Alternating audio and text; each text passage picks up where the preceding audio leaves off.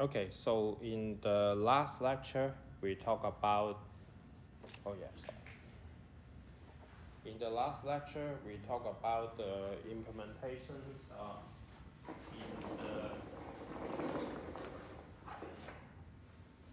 in Phoenix. So in this lecture, I want to start with the consolidation problem, the three-dimensional consolidation problem, the theoretical part first, and then we will go back to look into the computer sections, hopefully maybe at the end of this lecture or maybe in next lecture. Our first goal is to program the consolidations or pole mechanics problem together in the most simple case, two-phase material. So the void is only saturated by water. Okay, nothing else. Okay, and we try to program it in Phoenix together. Okay, so that would be the angle. But before we get there, I need to go back to the theory part. So this lecture is about theory. Is that okay? Okay, so I try to get it theory, accommodations, etc., etc. And hopefully we can get into the point after that on the unsaturated porous media that would have a retention curve, have more complicated, constituted, more idea. And if we can run through the material, we can talk a little bit about the machine learning part of the pole mechanics. So hopefully we'll get there, or we'll see. Okay, so and also this is about half of the semester right now. So if you have some idea on the term project, let me know. I'm actually trying to prepare a standard term project. If you don't want to do anything customized, you can go to the standard project. Okay, basically that would be related to the porous media. I have some idea on what kind of boundary-related problem could be appropriate. But in these default options, I probably need to do it myself to make sure I can do it first. Okay, so I'll try to have a solutions that I can share. Okay, so now in the previous lecture,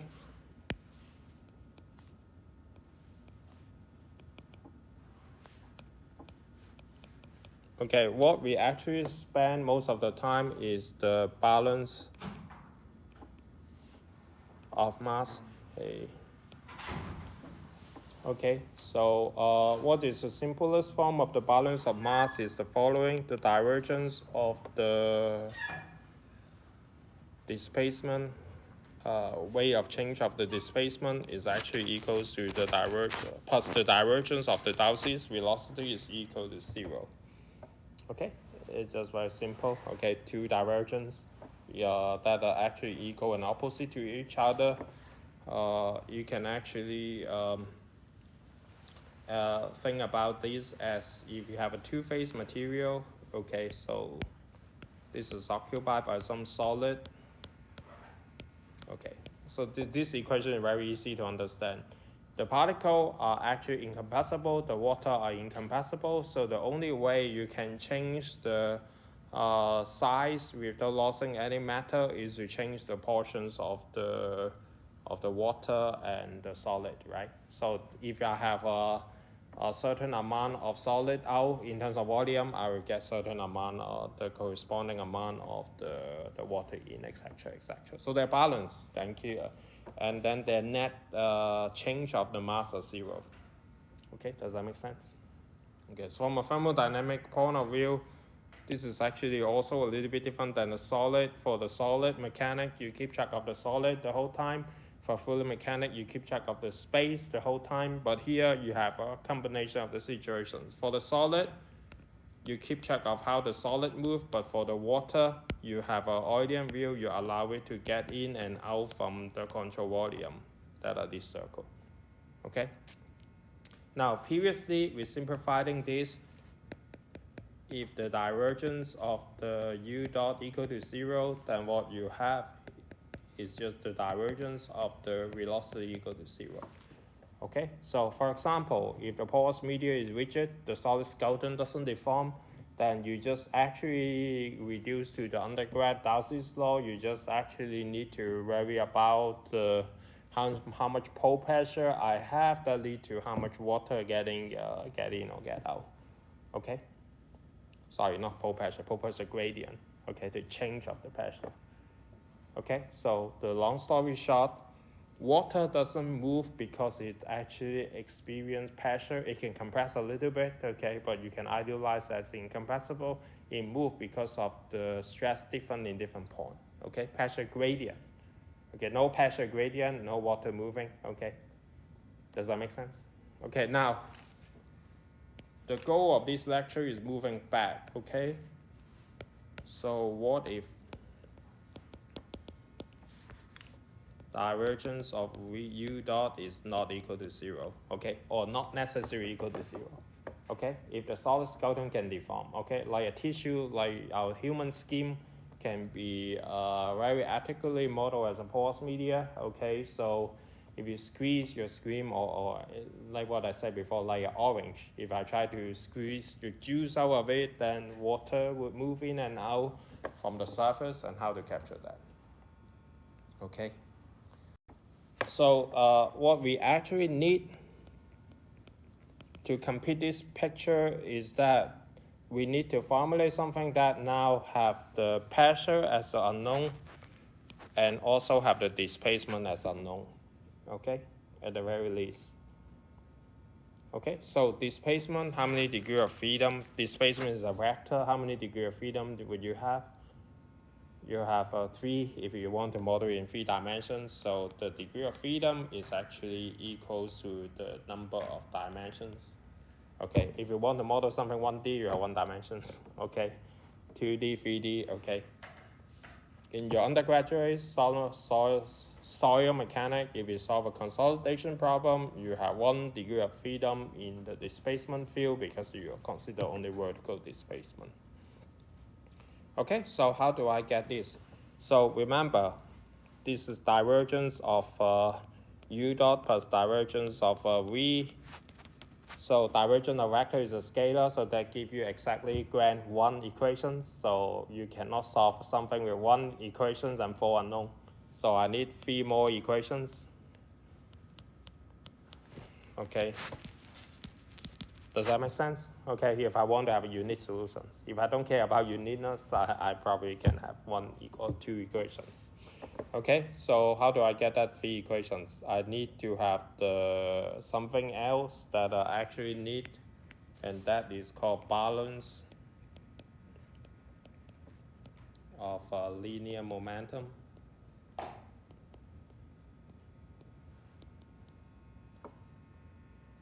Okay, does that make sense? Okay. How many of you already know what is a balance of linear momentum? Okay, so in order to balance, that means it cancels out, okay? Then there's a linear momentum, okay? So what is linear momentum? Okay, so what is the difference between the force and momentum?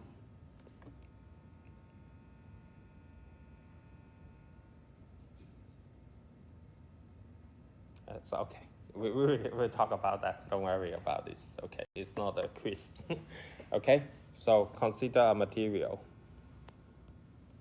Okay, consider this cubic, okay, and then we are talking about what is a stress.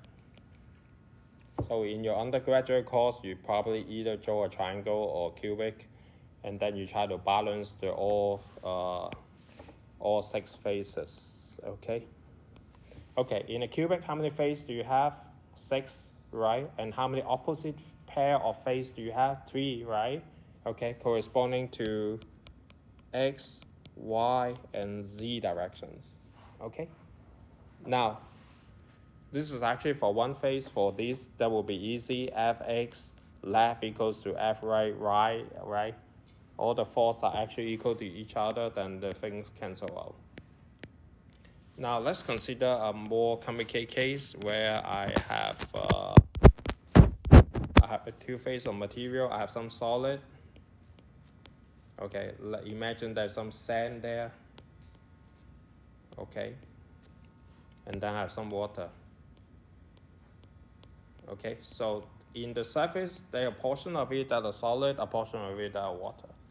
Okay. Now, if I actually look at this area,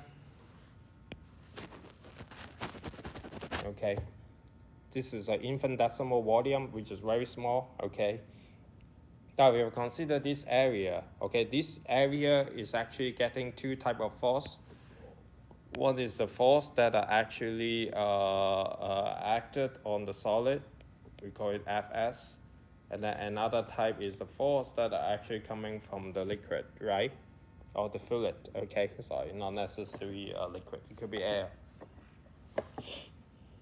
Okay, now then you also have two type of area.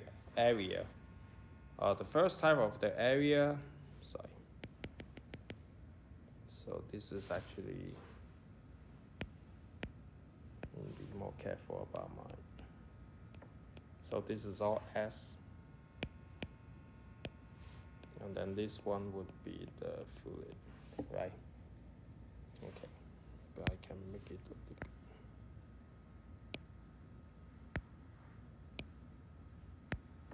Anyway, I think this is fine, okay? Now, if I consider the whole surface, okay, this is also a very interesting question. If I just look at the solid part, the tractions, which is actually the stress acting on the surface, is equal to the force that are actually on the surface solid area divided by the area of the solid only. Does that make sense? Okay, and then I have the fluid tractions that are actually the force that are acting on the fluid part, and then this is actually divided by the area of the fluid. Okay, does that make sense? Okay, now let me ask you a question. If these two tractions add together, do you actually get the total tractions? You don't, right? Okay, so this is great, okay? Now imagine that you actually, let's say you want to cut up a steak, okay? And you have a knife, okay? And you cut on that steak, okay? So you think about it, is the force that lead to you able to cut the steak in two pieces or the stress? You need enough force, but then why do the knife need to be so thin? Why don't I use a hammer to cut it in two pieces? Okay? It's because the stress allows you to cut it off, not the force, okay? So you can, in principle, you can apply almost zero force if you can almost zero surface area on the knife, and you can still cut it off, okay? This is very sharp knife is about, okay? If your knife is sharper, you don't need to put that much force there, and then it will cut into two pieces, right? Versus if the knife is not that sharp, you can actually use more force and it will still cut into two pieces, right? Okay, so the stress and force are actually two separate concepts. The material breakdown, okay, usually because of the stress that applied exceeds or actually get to the strength of the material. The strength is not about the force, it's again about the stress, okay? Now, tractions is a specific type of the stress. You can write tractions as the stress times the normal vector. That will give you a traction vector. Okay, so stress is a second order tensor, and n is a normalized vector that are actually a vector. So a stress times a normal vector give you a vector. Okay, now go back to this. This is all vector, but then it's actually not very convenient because what I want is to derive the stress that in terms of the total area. Okay, because I don't want to calculate everything. When I actually have to be very mindful about the surface area for each point, okay? I want to just using the total area.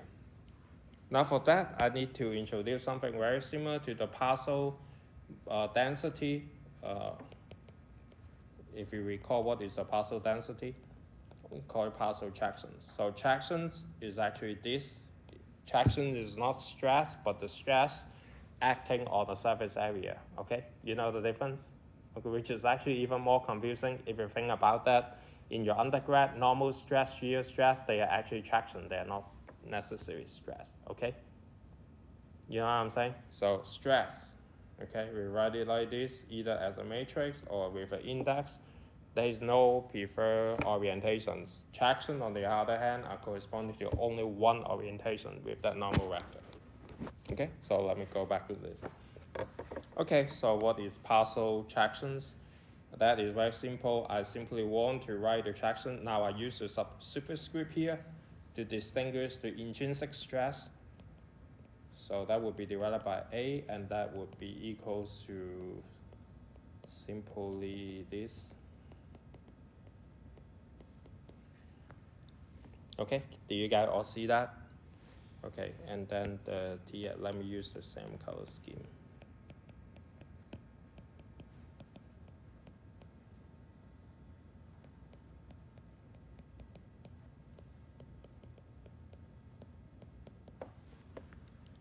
Okay, so far so good. Now, the important thing is that what is these two components, okay? Now, if you look at this figure, this is actually the area area fractions of the material, right? Okay. Now here we will make another important assumptions. We will say that this is actually equals to the intrinsic tractions times the area. So this is actually the area fractions of solid, and that one is actually approximately equals to the intrinsic tractions times the porosity, the 1 minus the porosity of the solid. Okay, so this is the volume.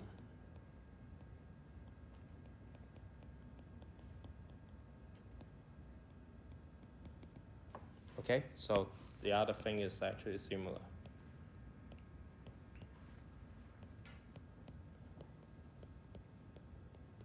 Okay, so far so good.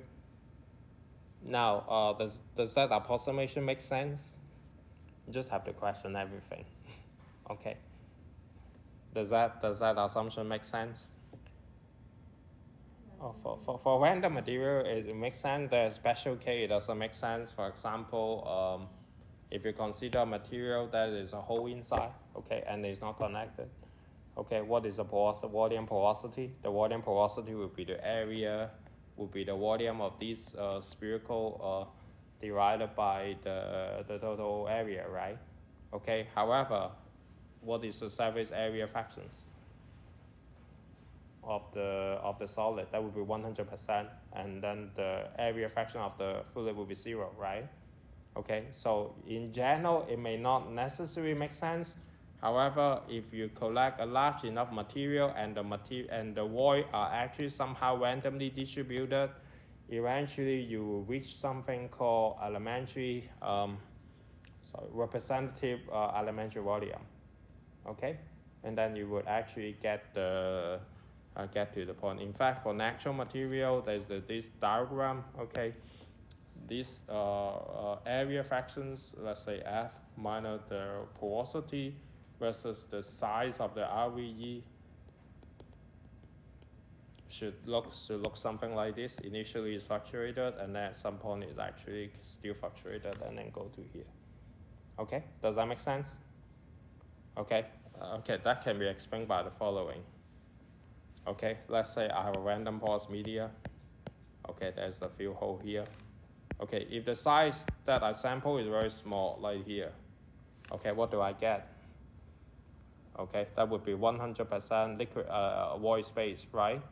Okay, if I make it bigger, still 100, right? Now, if I actually make it bigger, okay, now I start to have some solid. So the value fluctuated as I enlarging it, but at some point, if I actually capture the entire populations, the fluctuation will still be there. Okay, you understand what I mean? But then the fluctuation would also suppress with the increasing sample. Okay, I don't want to talk politics, but it's like if you look at very small spot in one household, that would be just Republican, Democrat, or non-party. But if you go back, if you keep zooming out, and then the entire U.S., you get the statistic of the Republican, Democrat, and all the other party, right? Okay, so is the size actually that determine whether this assumption is valid, and this necessary size is called, so the continuum idea that which this size is called the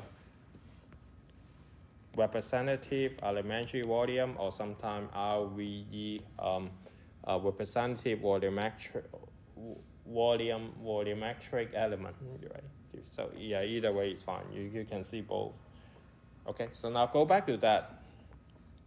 What we're going to do for convenience is just using this partial traction concept to derive our balance law, and then for that reasons we would have the T I equals to T I F I.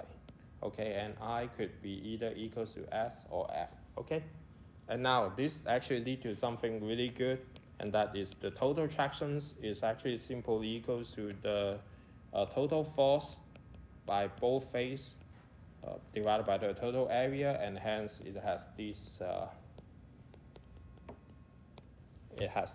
area. Okay, it has these direct summations that will give you the total tractions. Okay, does that make sense? Okay. Now, yeah, that seems really redundant that we talk so much about this. The reason we need to talk about this is that lots of time people confuse with the intrinsic tractions and then the partial tractions. So this is what we call partial tractions. It's partial because they are actually not the physical tractions, and they do not necessarily be related to the actual stress the material is actually experiencing. Okay, do you recognizing that? But they are actually the traction that the material will experience as a mixture. Okay, sorry. I should say that both are actually traction that the material is experiencing, but then the intrinsic one, which is actually this, is actually the individual phase facing that particular stress, okay? And then this is actually the whole elementary volume, the traction that is experienced. Okay, so far so good. So if you want to have 3-phase or 4-phase, it's the same idea. The I just need to include the air, or sometimes you have a frozen soil, you include the ice crystal, or if oil and gas industry, you would actually include multiple fluid. Okay, so now let me quickly derive the balance law. I'm sure that you're familiar with that already, or at least heard of it. So I just do it in a very classical way. Okay, so I have partial stress. Okay, and then for convenience, I will draw a figure like this just to explain this. Okay, and then let me draw a tetrahedral here. Okay, I hope you can see the 3D from this. Okay, so this is actually the portion of the surface area.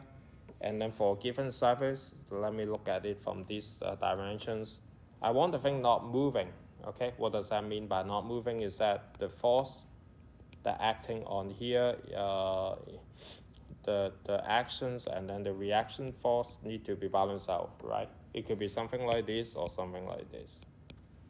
Okay, does that make sense? Okay, so now I have a ds. Okay, and then this is actually one phase that are actually in the 1-1-1 directions. Do you know what do you mean by 1-1-1 directions? Okay, so 1-1-1 mean that I try the orientations of this normal vector pointing to the middle of the surface is exactly have equal proportions. Okay, does that make sense? Now then, this is actually a tetrahedral, meaning that it have 4 different phases. Okay, so in order for this tetrahedral to not moving, I need to have 4. Each of the phase of the force has to be, when I summing it together, has to be equal to each other, right? Okay, so now let's do that. Okay, so I won't draw the details, but of the individual phase. But if I look at the x1 directions, I would have a x1 phase, which is actually this one. Okay, can you see that? That are actually, let me try to, for convenience, introduce a vector, the n vector 1, and then I will have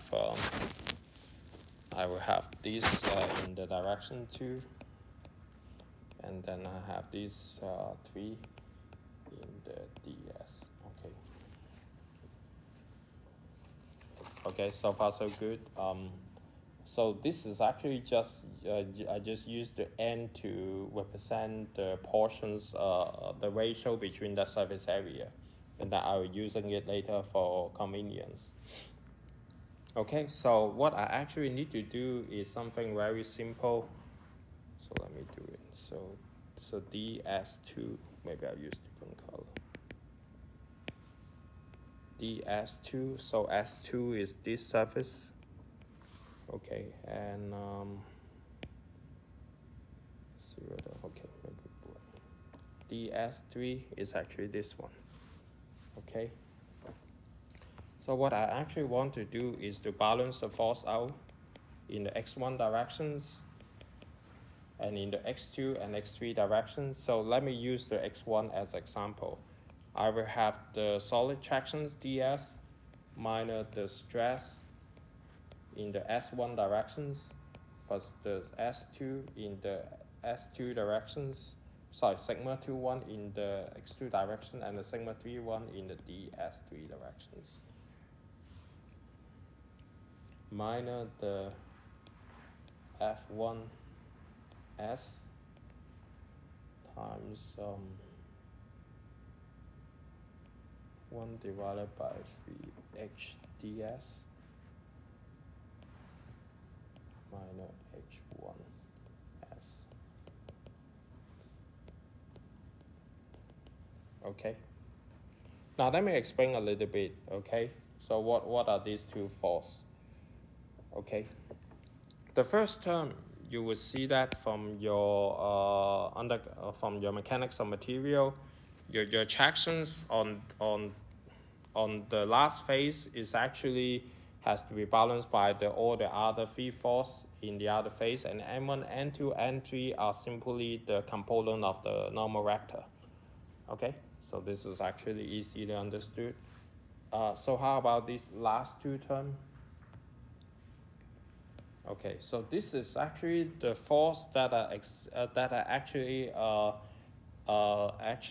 apply on the solid and fluid material that apply on each other, and they should be cancelled out. You see what I mean? Because you think about this. Okay, so there's some solid and there's some fluid, but then on top of the force that are actually add together, the force between the fluid and solid itself, okay, are actually also there, right? Okay, so those 2 forces has to be cancelled out with each other. If not, then what will happen? If not, then you have accelerations, okay? So a dynamic event, okay, so that could also be possible, but then here we consider that it doesn't happen. Now, an important thing is that to derive this law is that the size of ds, the surface area, this tetrahedral is imaginary, and then the size is actually arbitrary. So as this lead to 0, if you actually work out the algebra, we would simply have one thing, and that would be ts equals to the normal vector of the s equals to this, and that equals to this vector, and then the same thing for the fluid that we already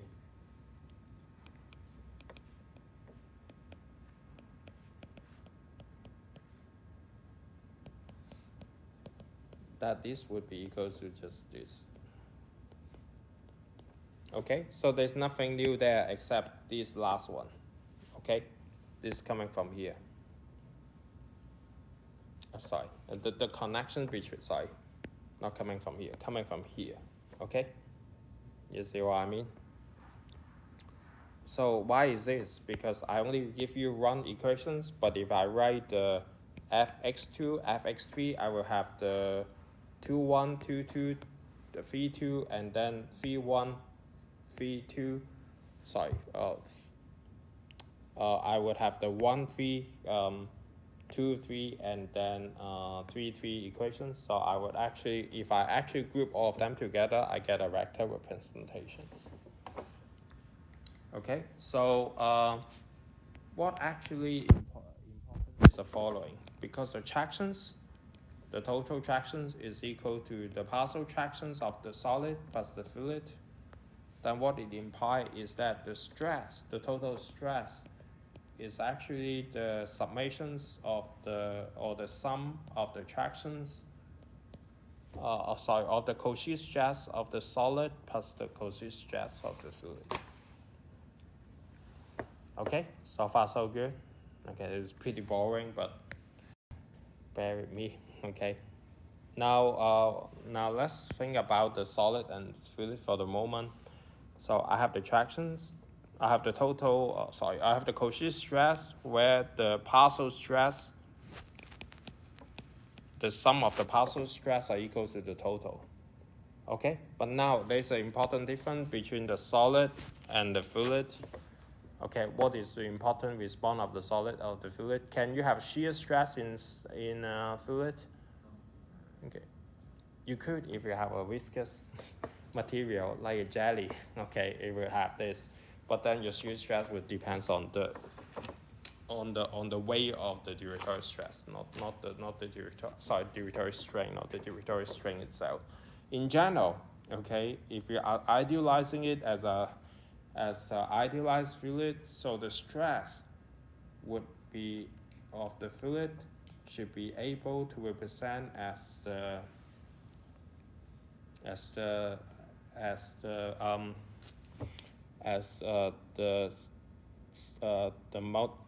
product of the porosity times the intrinsic fluid pressure times the identity matrix. Or actually, sometimes we write sigma Fij equals to po Fp j. Okay, or in the tensor notation more accurately, I write this. Okay, they all mean the same thing. Okay, so that makes sense. Imagine a balloon or that a circle. You would not have any shear component to it. Then what it left is just a normal stress, and then if you take a different orientation, you get the same stress. Okay, that gives you the isotropic property. Okay, so there's also another important thing to do. If you have an identity matrix and I rotate the coordinate system, what do I get? Yeah, I will get an identity matrix. No matter how I rotate it, I still get an identity matrix. This is actually very important. It's okay. For solid, it's not. So that's why solid. You have to deal with the rotations. Okay. So what else? Okay, so there's also the terminology that I don't know whether you can notice. I call this stress, and then I call this pressure. Okay, in terms of your unit, is there any difference between stress and pressure?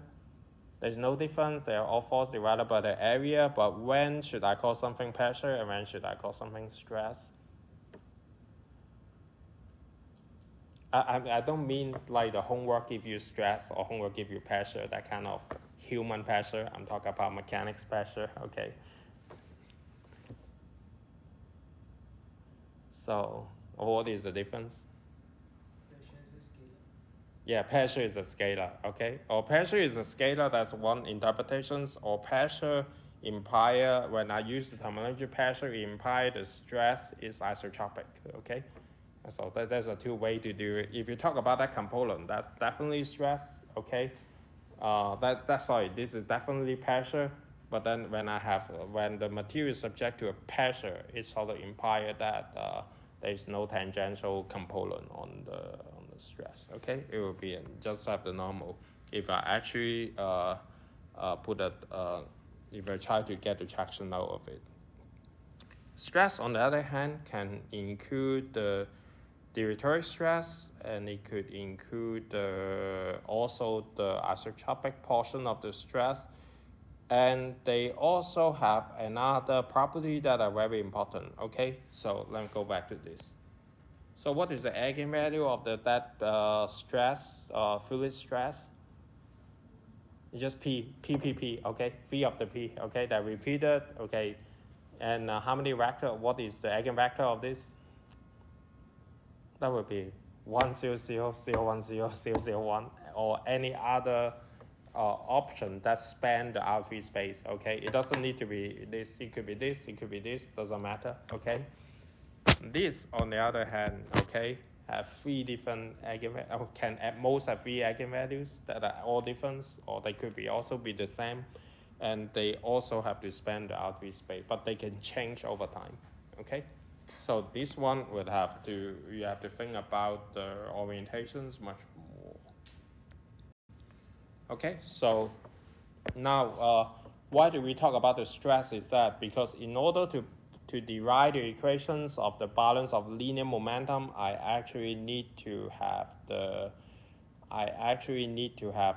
stress, okay? And if you think about the balance law,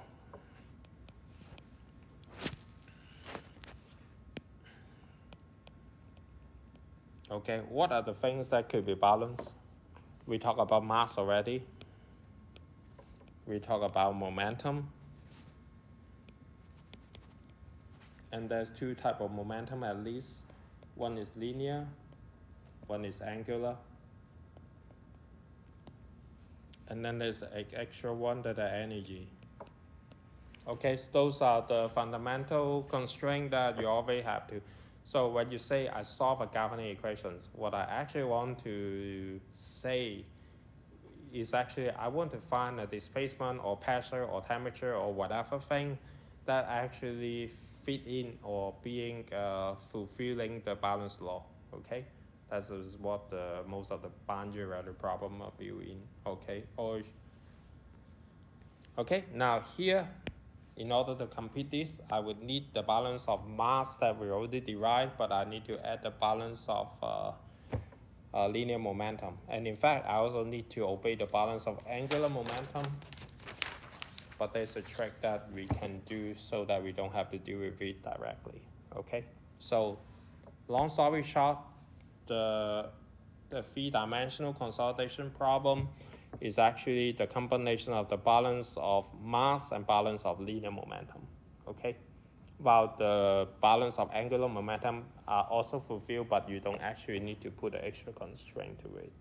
By the way, why is that we don't need to?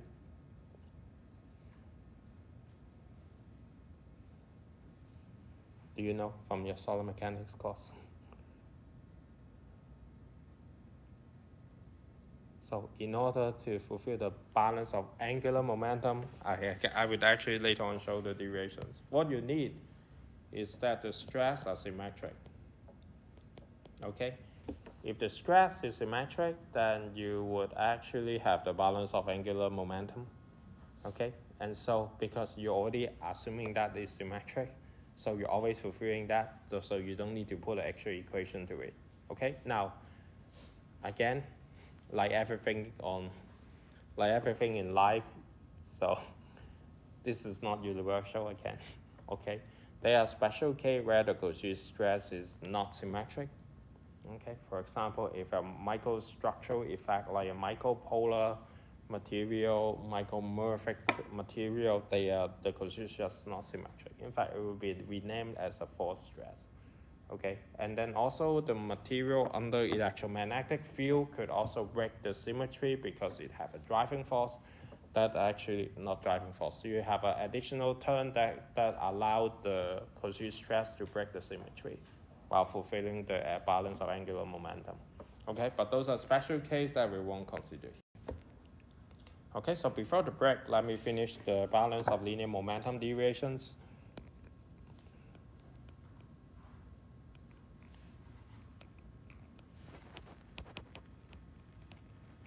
So you're very close to start to work on the final project after you have the balance of mass and balance of linear momentum.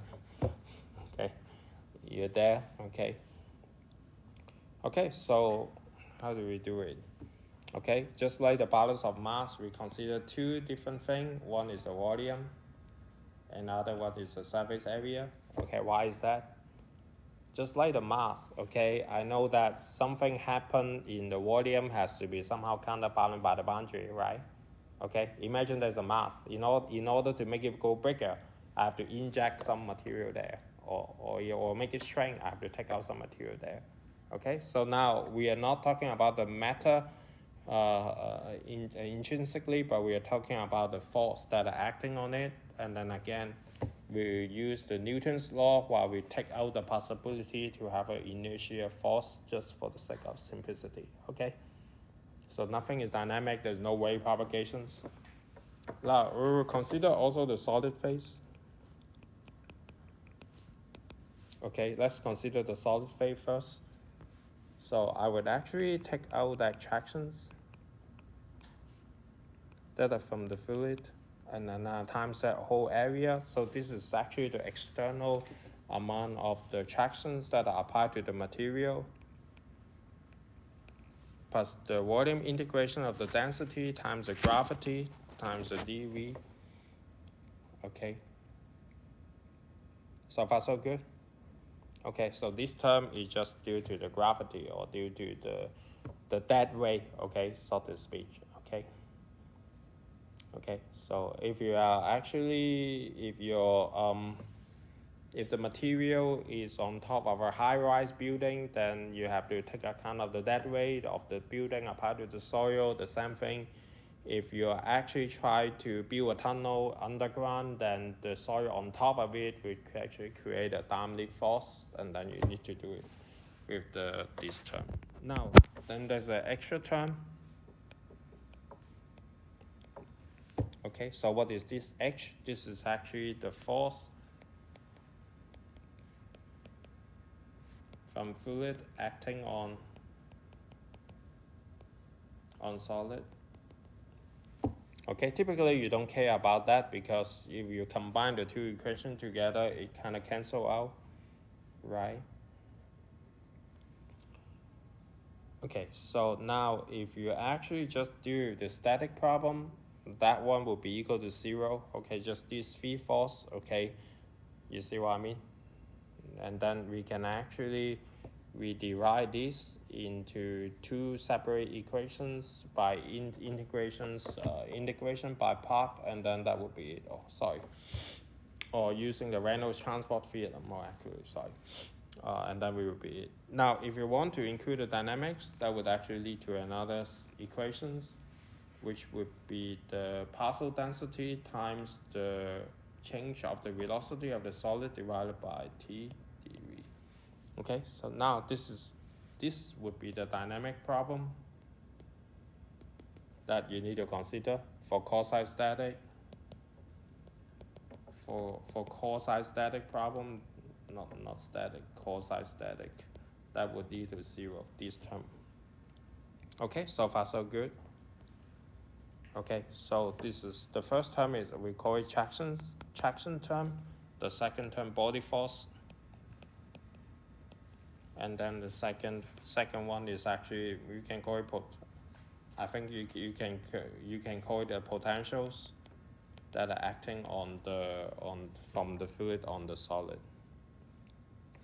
Okay, so let's consider the fluid part is almost there. So the duration almost share a duality to it. It's almost identical, except that I write things a little bit differently.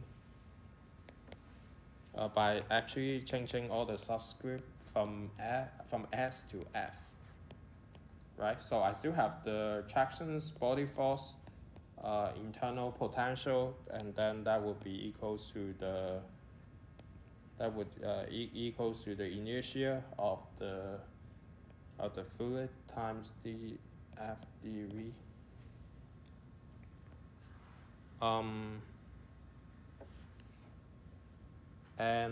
So what should we do next is that in order for the material to be in balance, HF plus HS need to be equal to 0, okay? Otherwise they will be otherwise it won't be balanced out to each other. Now we are almost done there. Just like the balance of mass, I will basically have this equation 1 and this equation 2, and then 1 plus 2 will give us the total, will give us the governing equations. Okay. However, what I actually want to do before that is actually to translate the area integrations into the volume integration. Why? Because I want to derive something called a local form. Okay, a local form is a governing equation that doesn't require infinitesimal area or volume and doesn't require the integrations.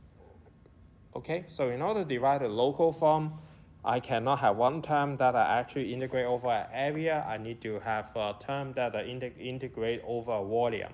Okay, so how do I do it? Okay, I just use this trick. Okay, if I have attractions that are acting on the surface area, I can rewrite it as the normal vector times the Cauchy stress based on our previous argument, and I can actually convert it into the divergence of the stress. Okay, from the divergence theorem. Okay, so there's an n vector, so whatever changing on the traction is equal to the divergence of this thing. Okay, does that make sense? Okay, so if I do this and I combine equation 1 and 2, I actually lead to the following equations. I will have the divergence of the solid stress times the partial solid density times gravity times Hs plus, equals to the initial term, and then I would have the divergence of F, sigma F equals to this, plus the Hf equals to the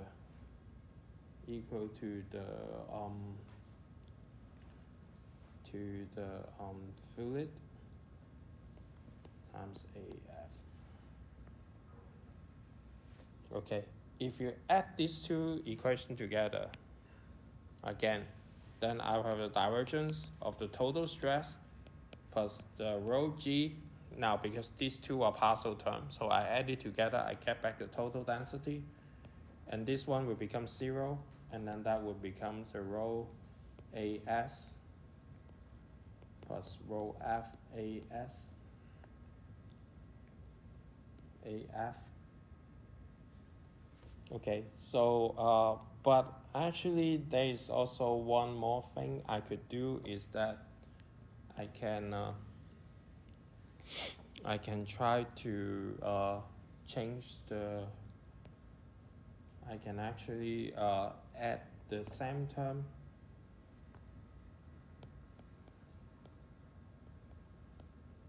and minus the same term together. Why do I did that? Is that I want to get this term.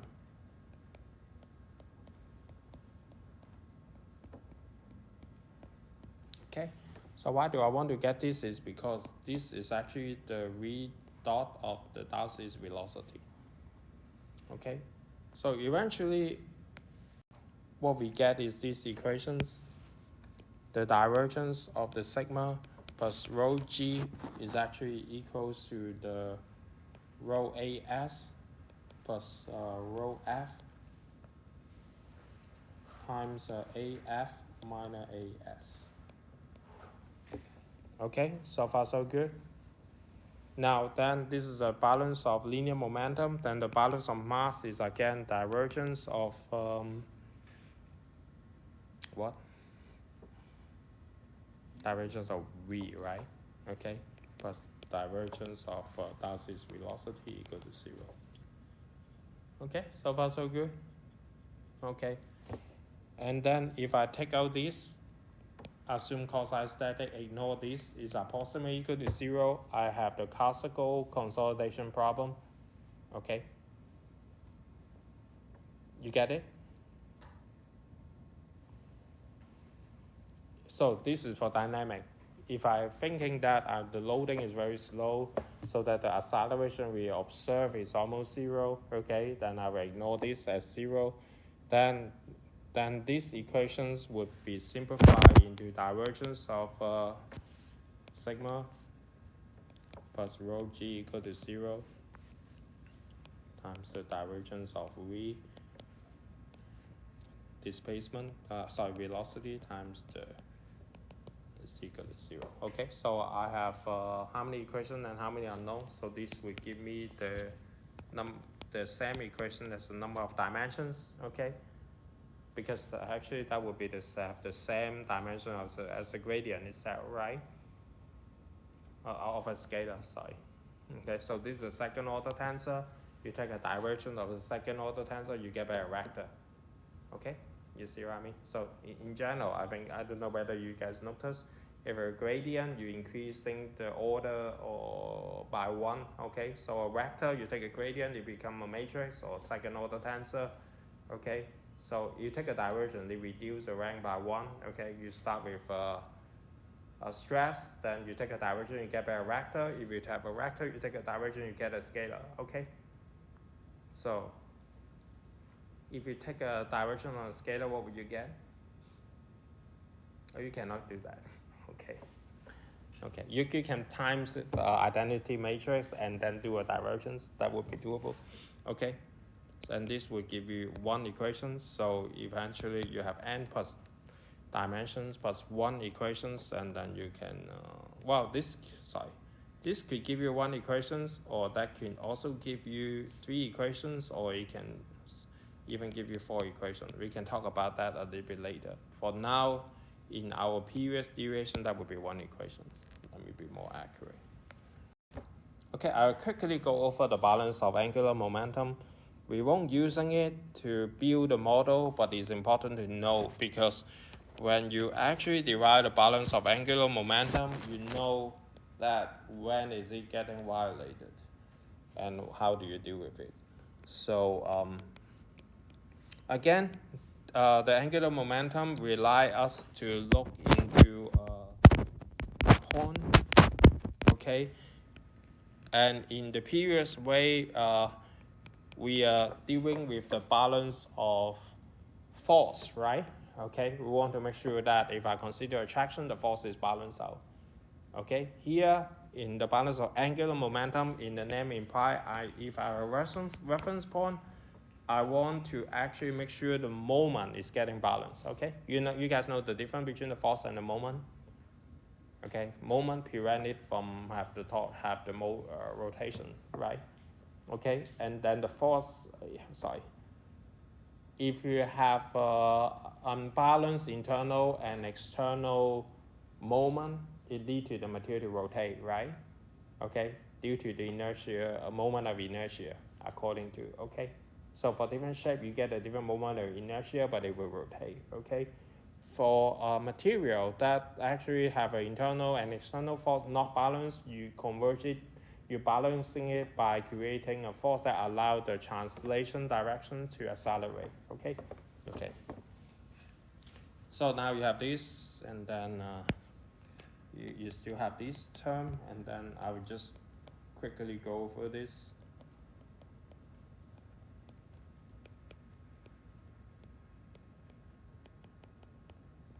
Okay, so X is just a reference point that I use for convenience, and I just want to see if I take this reference point, whether the material will start to rotate. Okay, and then that would be equals to, again, the moment of inertia term.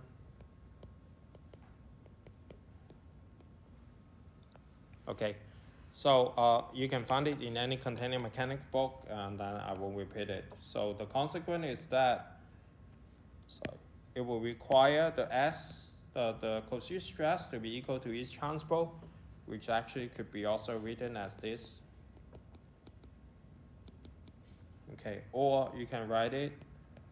This is actually the fluid part is also equal to its transpose, which for fluid is automatically fulfilling, right? You see what I mean? Okay, you see that? Because you only have a pressure times identity matrix, so of course identity matrix would always fulfill your transpose. Okay, so sometimes you call it rotations, not rotate. That's the reason why. Okay, you see what I mean? Okay, so I will finish the balance law, and then let's take a break, okay? Let's take a 10 minutes break. And then when I come back, I would also derive the balance of energy. And then from that, I'll start to build the finite element. And I'm hoping that by the end of this lecture, I finish the finite element lecture. And then in the next sections, next week, we can build the finite element together, okay, using the demo, okay. So it's perfect for the Phoenix, because in Phoenix, there's no consolidation problem in the demo, so you have to build it on your own, okay? Okay, let's take a break. Okay, I'll take 1 more minute now. So let's come back at 11:20, okay? Thank you.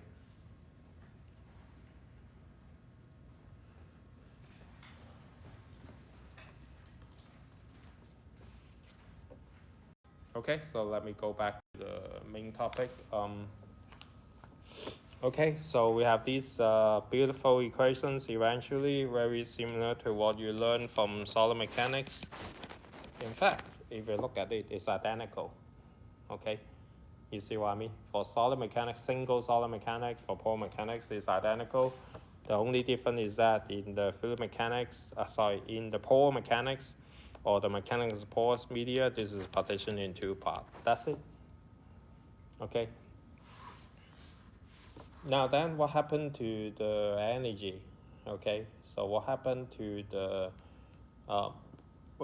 energy? So in order to talk about the energy, the easiest way to begin is talk about the power. What is the relationship between the power and energy? Power, yeah, exactly. Power is actually the change of the energy that are actually related to 2 terms.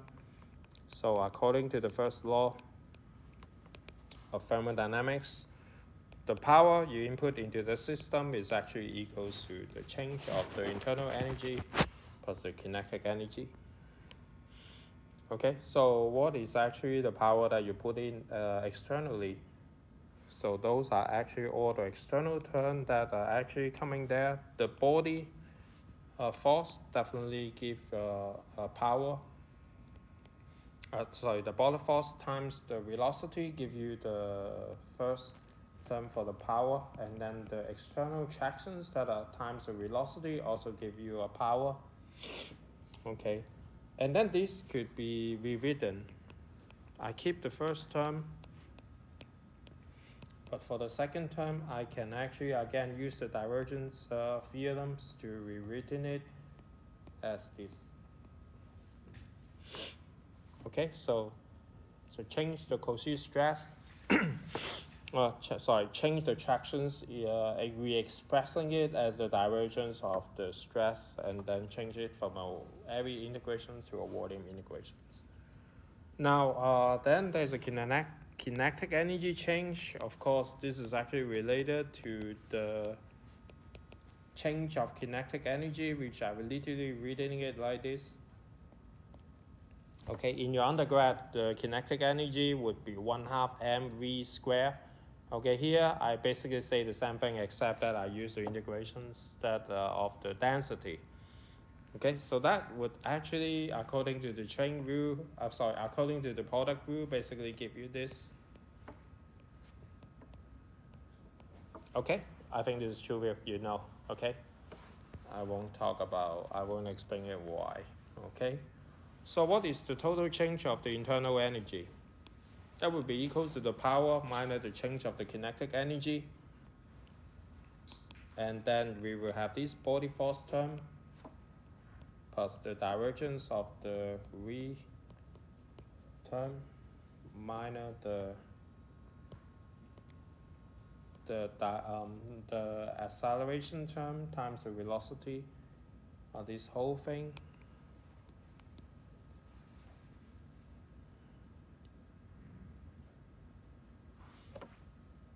So what do you get here? So one thing to pay attention is this term, okay? If you work out the algebra, you will find that this, if you take the divergence operator to this, you will get this term plus the divergence of V, stress dot V. Okay, how do I get the first term?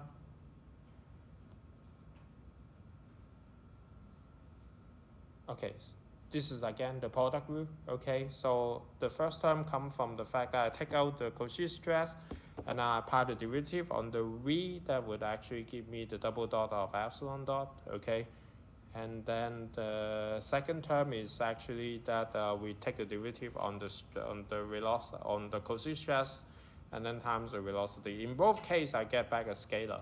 Okay, you see what I mean? So. Do I actually need to divide it in details, or this is okay? Yeah, okay, I'll skip that. Okay, so there's some beauty here. Can you see the beauty?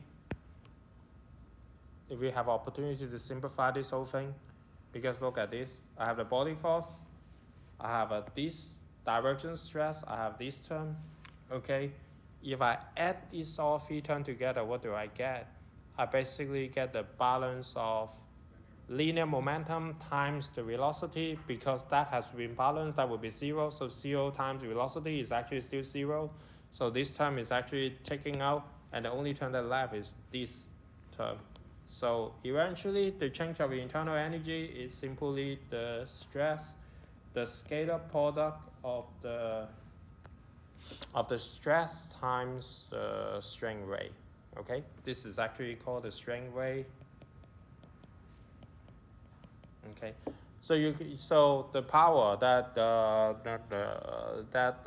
actually the change of the internal energy are of course related to the internal power, which is actually related to the stress times the strain rate. Okay, notice that it's not the stress rate times the strain. Okay, they have the same unit, but it's not. Okay. Okay, so this is actually for the single phase. Now I consider the two phase, which that would actually lead to something almost similar, except that I would just simply write a loss of subscript S and subscript F, right? Is it? So let me do this very quickly. So use the different color. PS is actually the volume of the polyforce term times Vs dV plus this traction term times VSDA plus the potential term, exchange term times this, and then I will have I'll use a different color for the fluid.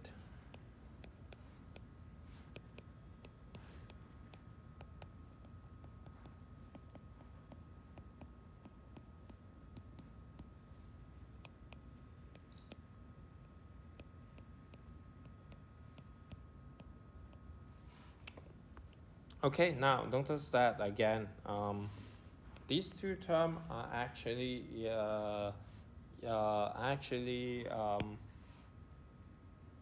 have the same magnitude, but then they're in the opposite sign, right? We call that HS plus HF equal to 0.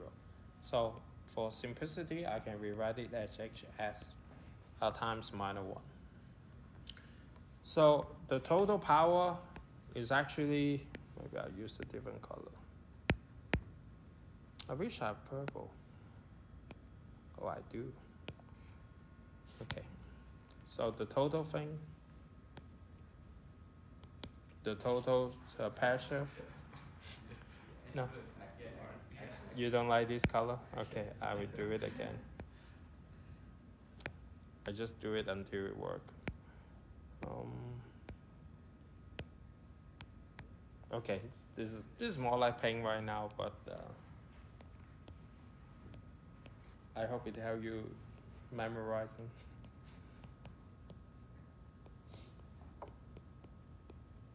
Okay, I basically just add these two things together.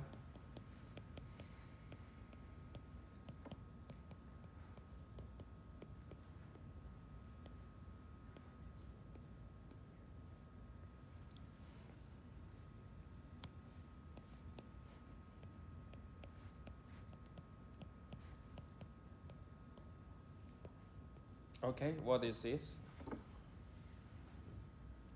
this is the relative velocity, which is actually equal to the Darcy's velocity divided by the porosity, right? Okay. And then what else? So there are other things that we don't know, but we just simply call it non-mechanical power. What are those non-mechanical power? Now, interestingly, battery is also a porous media. If you want to use your pore mechanics to model in battery, then you have deal with a lot of power that are non-mechanical, like chemical power, or you deal with material that have a crystallization that would also lead power to. You need energy supply to lead to any transformations, right? Phase change will require power. So those things are actually not included in these deviations.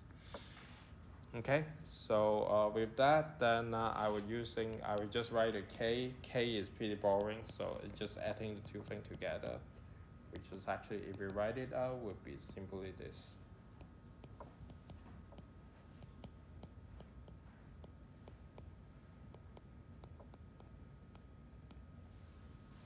Okay.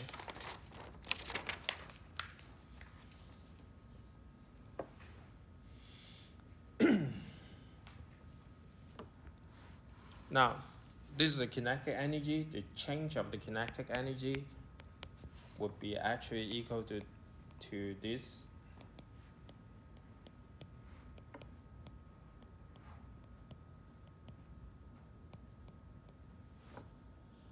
Okay, so far so good. And then that will lead to this.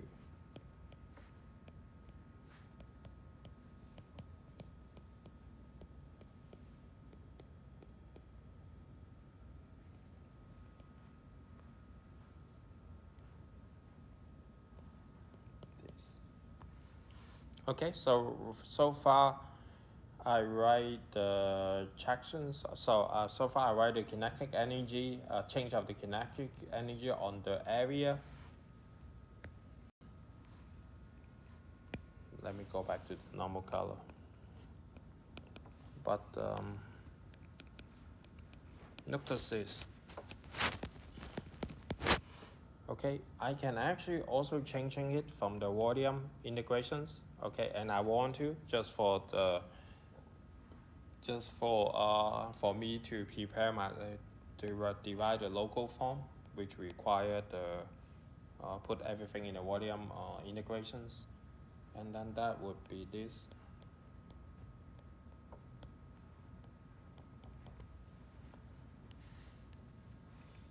Here, let me do the details Einstein index thing. So I'll have this.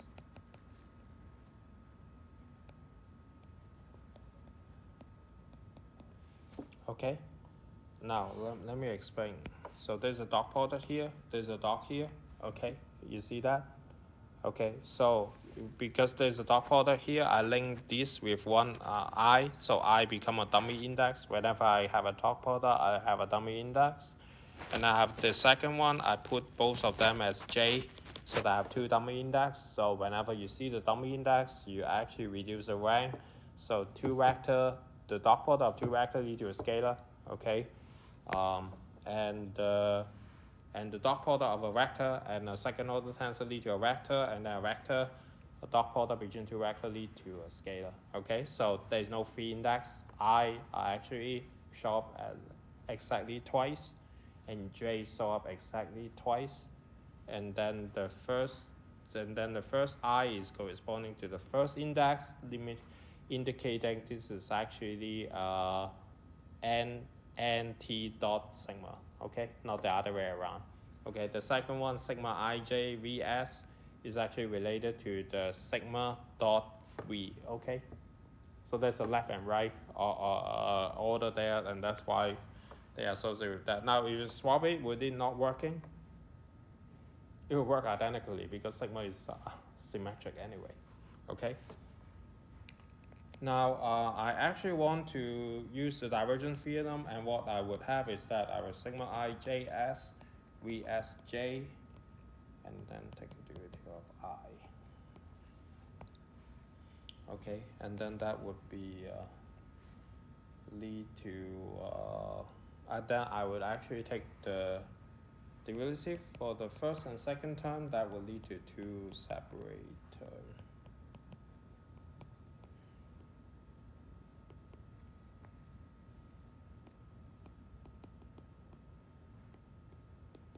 If for some reason you really enjoy calculus 1, 2, 3, then you will find yourself using a lot in this course. Okay, so okay, now what do I get for the first term? Sigma s double dot epsilon s dot. Can you see that? Okay, so it's a velocity. So basically I'm doing this.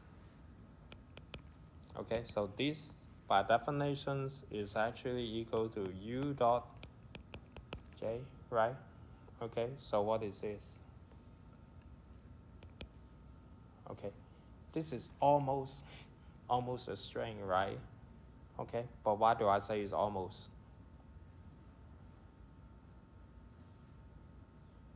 Because the string itself by definitions is actually only the symmetric part of the string of the displacement gradient, right? Okay, so why I can write it as a string here?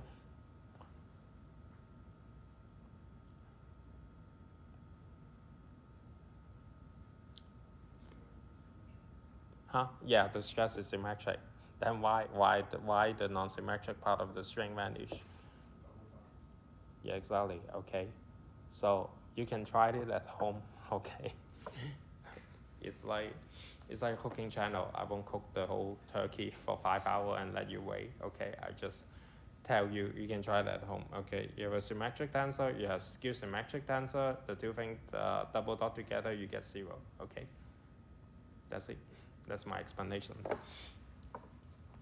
Okay, so now this leads to the first term, and then the second term would be this.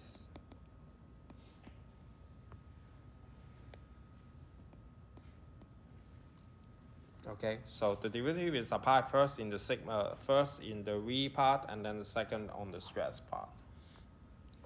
So eventually what you get is actually the tractions times the velocity times the area is actually equals to the stress that actually, sorry, this is S. And this is S. Applied to double dot epsilon dot S plus Vs plus divergence plus times divergence of sigma S dV. Okay, the same thing for the fluid.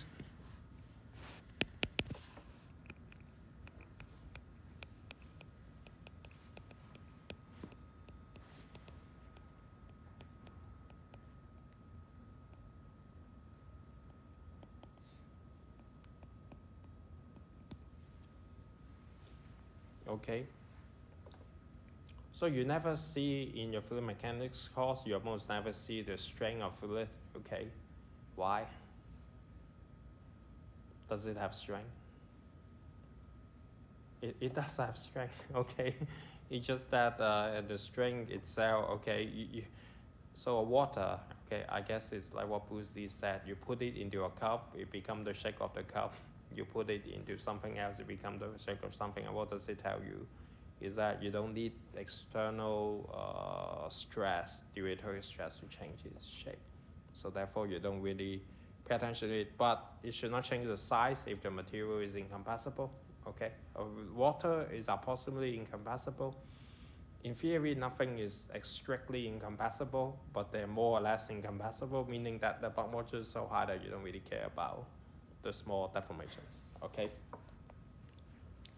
Okay, so let's move on to something else. Okay, so we get to these equations, and then now our goal is to rewrite the internal power term, which is actually equals to the power applied to the system minus the change of the kinetic energy.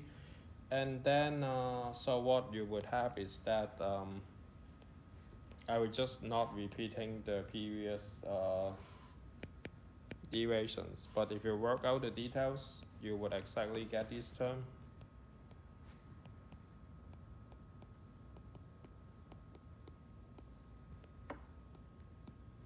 Okay, so you can see the symmetry in these two rows there. It doesn't make any difference, okay? Now this volume is arbitrary, and then every item there is actually in the derivative,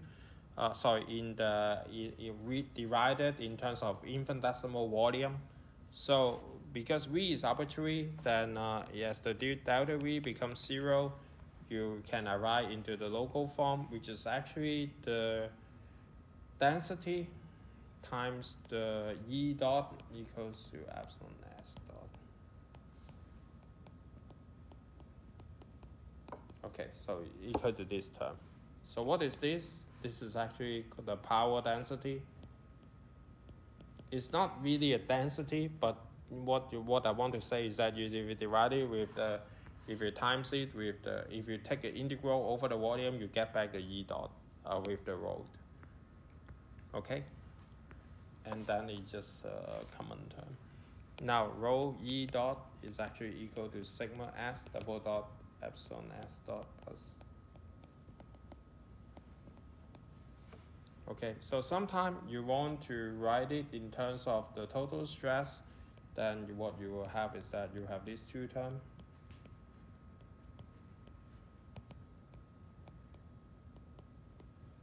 And then the second term remain unchanged.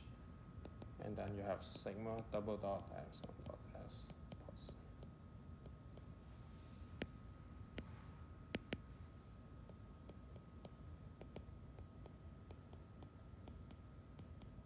So you have these two terms. Okay, so far so good. Now I want to make some assumption. I need to make further simplification there. I know that the liquid part, the fluid part won't have any derivatory stress. So I would directly written it as the functions of the pole pressure times the porosity minus 1. Okay, and then I want to simplify my equations. And one thing that could be really helpful is this notations. The identity times epsilon F is actually equal to divergence of VF, and the identity times the double dot the epsilon S is actually equal to the divergence of VS. Okay, why is that? Okay, what is identity double dot something? It's actually just a diagonal term getting added together, right? Okay, when three diagonal terms and getting added together, what is actually happening? If it's a derivative, basically three derivatives in the diagonal term add together, which is actually just a divergent operator. Okay, do you see that? Okay, what is divergent operator? Okay, you take the derivative in all three orthogonal directions, you add it together. That gives you the divergent, right? Okay, that gives you a sense of how change in x, y, z combined together is what. Okay, that's the divergent operator. Okay, then the English name is beautiful, is the divergence. So if no divergence, that means that they can, right? Okay, so now we go back to this, then what we would have is that we get opportunity to simplify the second term. I'll keep the first term as it, but the second term would be now depends on this divergence of the VF minus VS. Okay, now there's one beautiful thing happen here, is that when these two things combine, okay, I would actually, this one I will get back the relative velocity. Okay, so why do I spend all the time to talk about this is that in theory, there's an important concept of conjugate, of a conjugate pair. Okay, what is a conjugate pair? Is two quantities that are related to each other by the energy. You have these two terms, you can get an energy or you can get a power. If it's actually related to power, we call it power conjugate. And if it's related to the energy, you call it energy conjugate. So here we have two power conjugate pair. One is the stress, and then one is the total stress, and the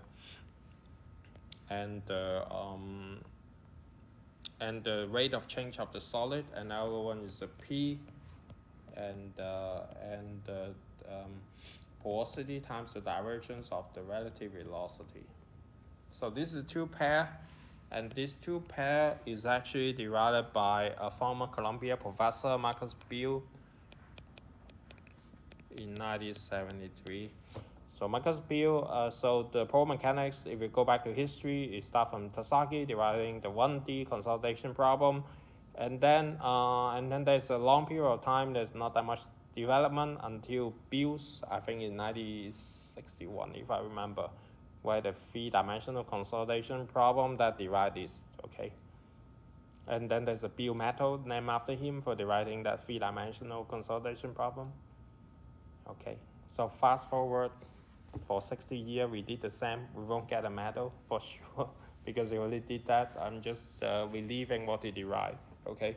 In fact, what we go through is exactly how he derived it in the three-dimensional consolidation problem.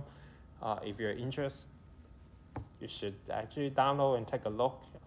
Notice that the notation is a little bit challenging, but it's still quite readable. Okay, and then even the procedure is actually very similar.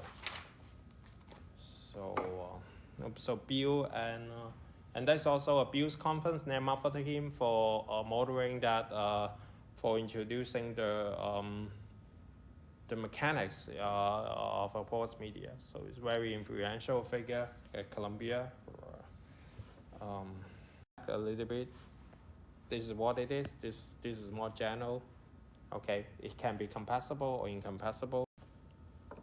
And he later also George Shell. So I guess the paycheck is is quite different. So anyway, so. I want to talk about some possible simplifications, and that is related to incompressible flow. If you actually take a fluid mechanics before, you would notice that what it means is very simple, is that the density of the material is not changing. And in here, for the two-phase material, we talk about two different materials. The solid could be incompressible. The fluid can be incompressible. Actually, the most interesting thing is that the two materials are incompressible. Does that lead to the entire material being incompressible? The answer is no.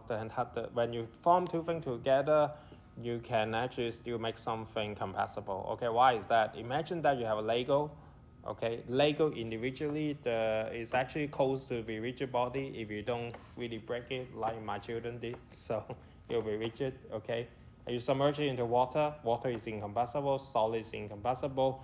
But if you build different skeleton, if you actually make a beam, you're still bending it. The Lego can still get different configuration of different volume, right? Okay, so the entire assemble is still compressible, even though the individual phase are incompressible. Is it, do you understand what I mean? Okay, so, or imagine there's, did I explain it correctly? So imagine there's a sand, okay? And then you use, and then you also have water for you to form a different sculpture. The sand itself is nearly incompressible, the water itself is nearly incompressible, but you can squeeze the sand, air, water mixture to form different material of different shape, of different size. Okay, so is the configuration still compressible? Okay, so now get back to this. So from the balance of mass, we have these equations.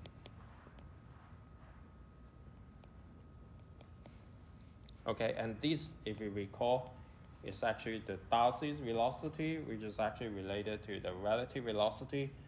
And if you actually write it out with the constitutive law, if you write it out, if you take the derivative of both sides, you get two terms. The term that where you fix the porosity, and the term that you fix the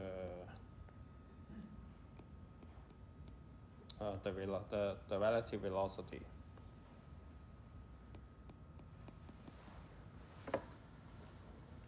Okay, so if you actually if you do the calculations and put this thing onto the right part, then we basically get minor divergence of Vs minor Vf dot gradient of porosity, and then this would be simply one the identity double dot epsilon s, and this one actually have another very important relationship to it, and this one is called the Gibbs potentials.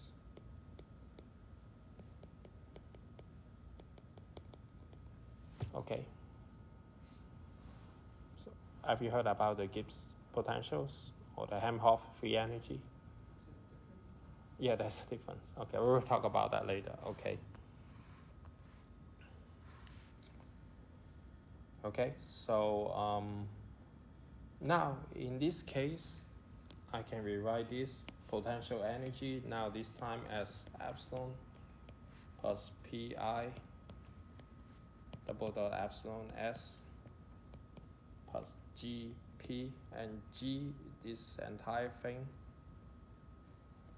is equal to g. Okay, so another conjugate pair that you can come up with that are also available in the literature that are not from Beals is actually this. The first power conjugate pair is identical. The second one is related to the P and then the Gibbs potential. Okay. So basically, this is a special case. This is a conjugate pair for porous media for incompressible constituent. Okay, if the solid is incompressible, the pressure is incompressible. The second conjugate pair is actually related to the Gibbs potential and the Ball pressure. Now go, and this one is very specific. It's the specific case for the incompressible material. Okay. Now let me have a summary here about what we talked about so far. Eventually, we run through all the derivations, and if you forget everything we talk about, you just need to know the consequence of the derivations. That will be enough for you to start the project. Is the following. I have the balance of linear momentum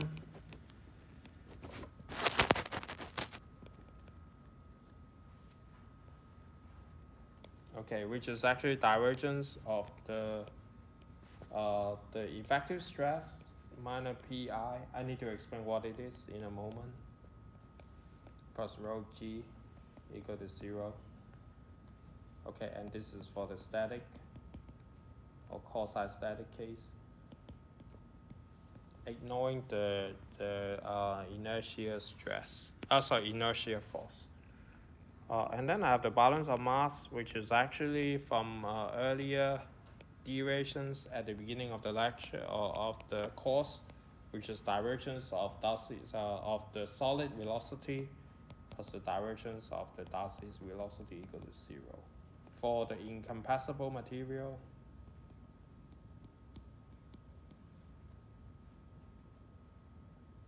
constituent.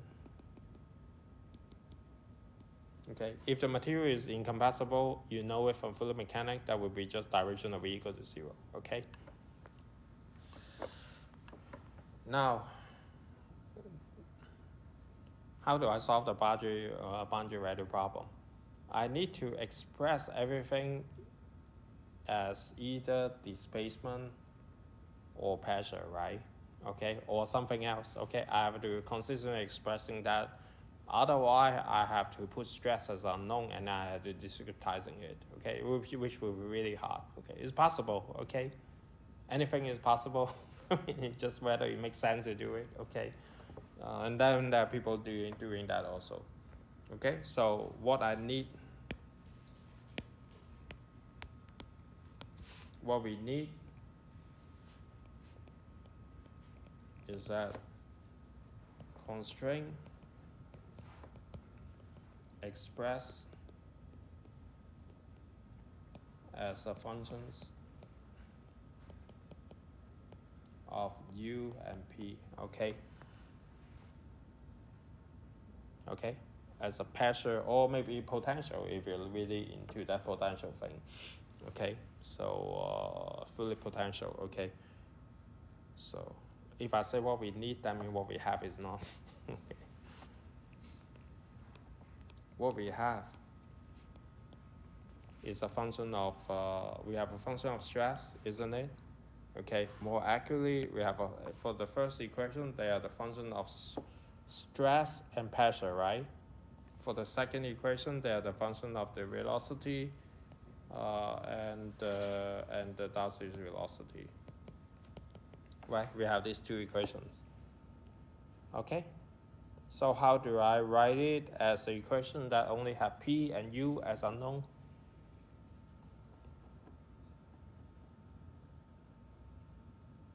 Okay, so this u is easy to deal with, it's just u dot, okay? You see what I mean? And then just you find the difference, I will get back to u form.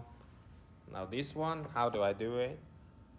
I need to write it as a function of gradient of p, right? Okay, that is also doable from the Darcy's law, right? Okay, does that make sense? Okay, so p I don't have to deal with, so what about the stress?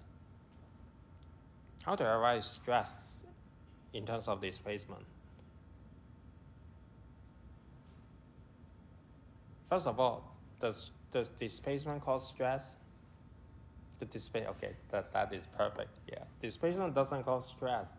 What causes stress? The difference in displacement, right? If things moving as a rigid body, there's no stress, okay? I mean, so you may have an inertial or things that cause some stress, but internally, if it's moving in a quasi-static, it shouldn't cause any stress to form, okay? So now what we need to do is to write the displacement. So the strength would be a function of displacement, isn't it? Okay, and then the strength would be a function of the stress, right? So from that, one take the other, and then I would eventually indirectly writing the stress as a function of displacement, right?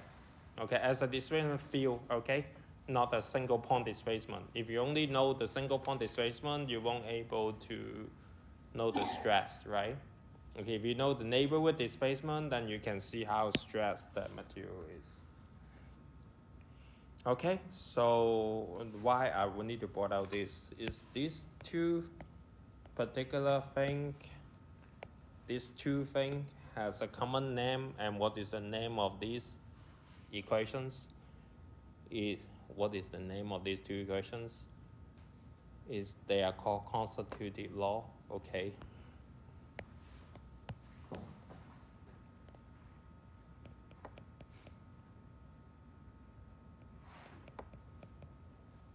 Yeah, right. Constitutive law. Okay, what are constitutive law? Constitutive law basically something we don't know, but we need to come up with a mapping. Okay, so the effective stress here is equal to the effective as a function of epsilon s, and the Darcy's velocity is actually related to the permeability times p divided by rho fg times z. This term is just the potential that we use in the previous lecture h. Okay, now the game-changing part is that we want to now not solving for potential, but solving for pressure, okay? And that's why the rho fg is actually put in there. You can see that if we consider materials is incompressible, this term is really simple because rho f is fixed, gravity is fixed. So these two things is fixed is just a factorized way of we just need to factorize or rescaling potential and you will get the pressure. Okay. Okay. And then with that, then we have the entire formulations. That would be the UP formulation that are actually very famous and often used for quasi-static problem. By the way, they're not so good on solving dynamic or short wave.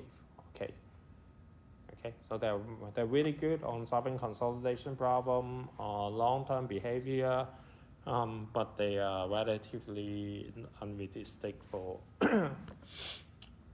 something that require very accurate calculations of the local conservations of the Darcy's flow. Okay, but UP formation is most popular. It's very simple. So long story short, there's a two ingredient or maybe three ingredient, two balance law, balance of mass, balance of momentum, and constitutive law. Okay, so what is the difference between this and the solid mechanics problem? In the solid mechanics problem, you don't necessarily need the balance of mass. You have to fulfill the balance of mass, but what the balance of mass tell you is basically the original density would be equal to the Jacobian times the new density, right? You see what I mean? So it doesn't tell you much. It just tell you that, and you can just substitute it to enforcing it. Okay, but here you have these three ingredients, and then the last ingredient is actually the ingredient that you learn from the undergraduate mechanics applications, and then they're from two different courses. So this one, if you're giving some strength, how do you guess what is the stress?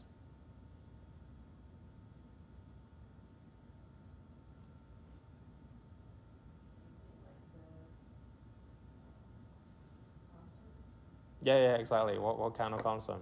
Or modulus, right? What kind of modulus? Yeah, exactly. Elastic modulus, Poisson ratio, Buck modulus, shear modulus, Buck modulus, whatever, okay? Or sometimes you have more than two modulus. Okay, depends on what type of material you have. You're using this to write the equations, okay? Are you all familiar with that? Do you know what is Young's modulus? You find it interesting.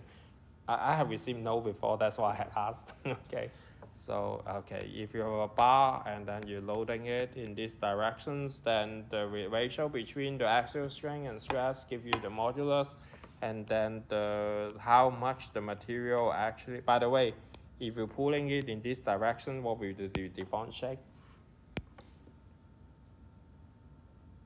If I don't tell you anything, you don't know, okay? Most likely in your common sense, it will become longer and more slim, right? Okay, that is when you have positive Poisson ratio. If you have negative Poisson ratio, it's expanded laterally also, okay, which is actually kind of abnormal, but there are materials that perform exactly like this. Okay, so far so good. Are you still with me? Okay. Okay, so are you ready for the final element? Okay, so we have 30 minutes. Okay. Do you think you can do it? I think this is actually the benefit of having a Monday lecture. I think people still have the most energy after the weekend, and I'm just using all of them on the Monday. So the timing is very important. Okay, so let's go through the final element very quickly, and then I can guarantee that if you follow everything I did, it guarantee it won't work. Okay, and then the next lecture is to introduce the LBB conditions. I forget how to pronounce the L, but I know that Betsy-Babushka conditions related to how to formulate a composite finite element space to solve the quantum mechanics problem. We will talk about that, okay? So let's talk about the FE formulations. This is pretty standard and nothing unusual except that instead of a single unknown, you have two sets of unknown. One is displacement, and another one is pole pressure. So you consider domain, and then that domain can resemble a shape of potato. In fact, you can argue that a potato is also a porous media. So, in fact, that could be a good project. So if you can write a pore mechanics on how the potato is grow, and so do you know how to do it?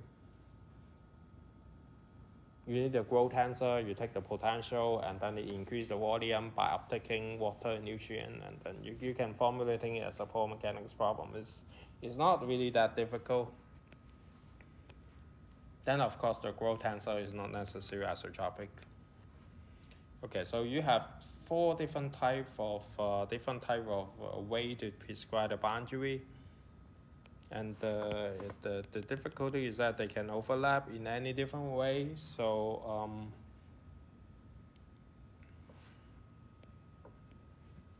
based on the two set of the unknown.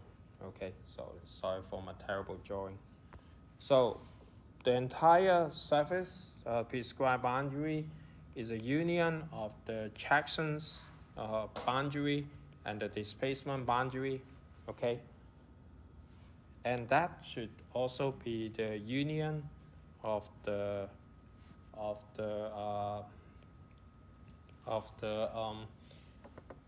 flux term and also the source term, so in the prescribed potential term combined. Okay, so notice that the two union are independent of each other. Okay, which means that you can have Dirichlet boundary condition to describe the displacement, while your fluid P unknown can be, in that same domain can be have a Dirichlet or actually a von Neumann boundary conditions. Okay. The important thing is that the interface between the von Neumann boundary conditions and the von Neumann has to be a new set.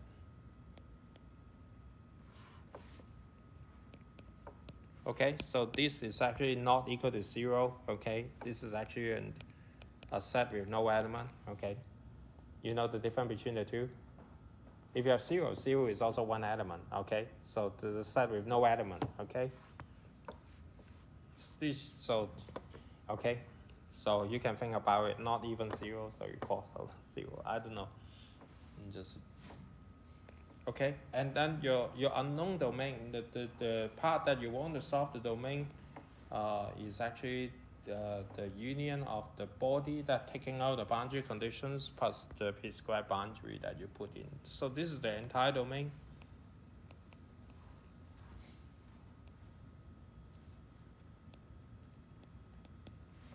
And this is actually the domain that doesn't include the boundary. Okay. So let's start with the strong form. I'll just go through it very quickly. And you probably already know it. So it has this problem given whatever, all the thing, material, parameter, whatever, find U and P such that divergence of sigma plus rho G equal to 0 in the domain, and the divergence of the U dot plus divergence of V is also in the domain, and then U equals to prescribe U on the displacement boundary conditions, and then your attractions, and then P also have prescribed domain on, and so does the flux term.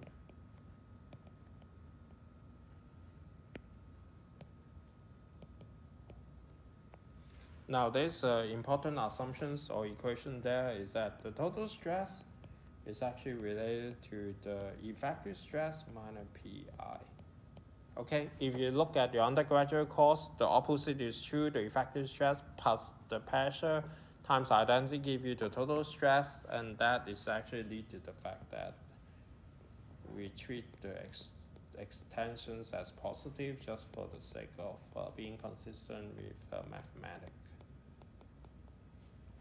Okay, so this is actually the effective stress equations, or sometimes we call it effective stress principle. Okay. So there people ask Tasaki, why do you call it effective stress principle, not theory? He said that it's because it's always true.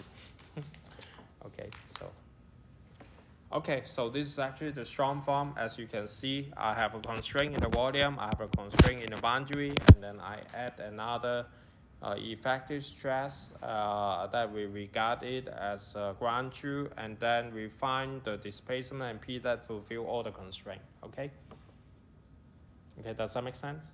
Okay, do you already see how to do it in finite element? I just do integration by part, right? And then all the problem is solved, right? All right, that's one way to put it. Okay, so let me go through that. Let me at least get to the width form so that I can explain a little bit more. Okay, let me define the interpretation functions and then the testing functions. Okay, let's say tau u is actually a displacement field that I actually conceive of equation where the derivative is actually exceeds.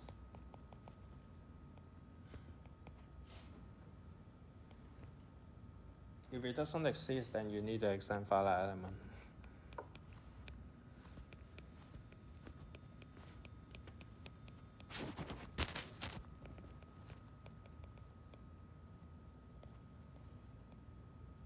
Okay.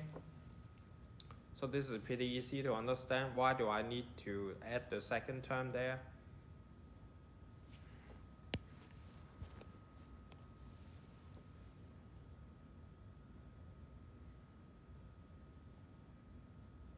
But because this is the boundary conditions, right? Okay, I already know this is true. Okay, I know that P displacement must be equal to 3 at 6 equal to 0. If it's not, then my observation, my calculation is not consistent with the truth, right?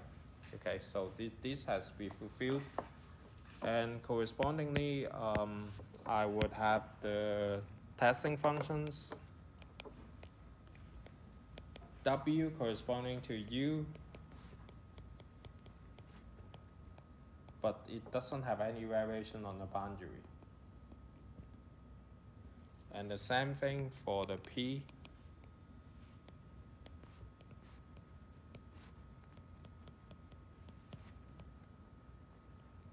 I just let the variations vanish on the boundary. Okay, so this defines the space that we want to introducing the width form.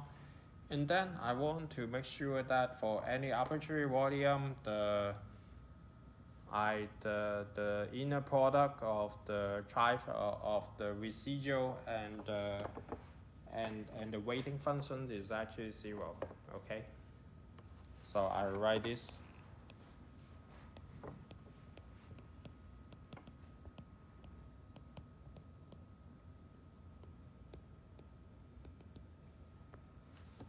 Okay, so and then I would have another equation.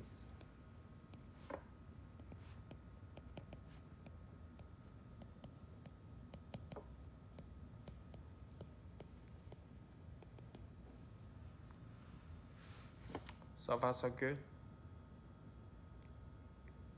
How many of you have taken Finite 1? So you probably start to get something you've seen before, sort of, hopefully. Okay.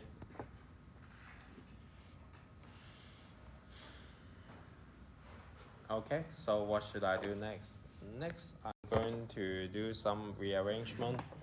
Okay, I'm going to use the index form, so I'm going to write the first equations as this times Wij sigma ij t sigma.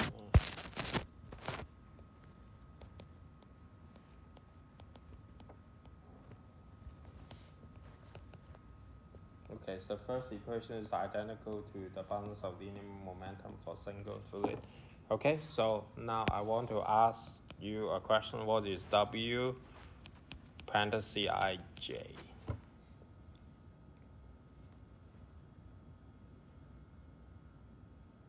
Okay, so in order to answer that, what is Wij?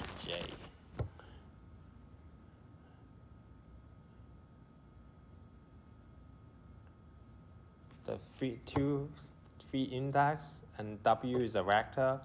So, and then there's a comma. What does that comma translate to? Comma is some kind of derivative. Okay, now what is Wi comma I? That will be the divergence of the vector W, right? Okay, so what is the Wi comma j? That will be the gradient of the vector. Okay, now but why is it not the gradient? Why do I actually add a parenthesis there? Okay.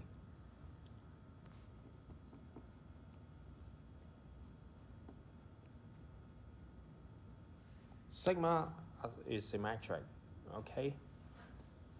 Now, is the gradient of the W symmetric? Does it need to be symmetric or not symmetric? It doesn't need to be symmetric, right? So what will happen is that I just keep the symmetric part. This is actually the symmetric part of the gradient, okay, of the W that I put in there, okay? Now, then there's a second equation, which is actually simply this.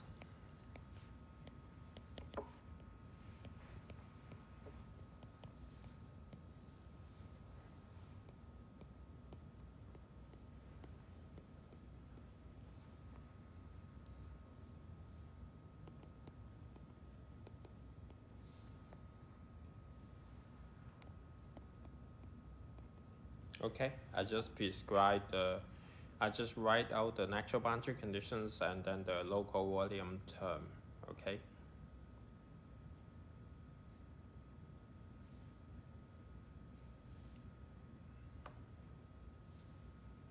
So far so good?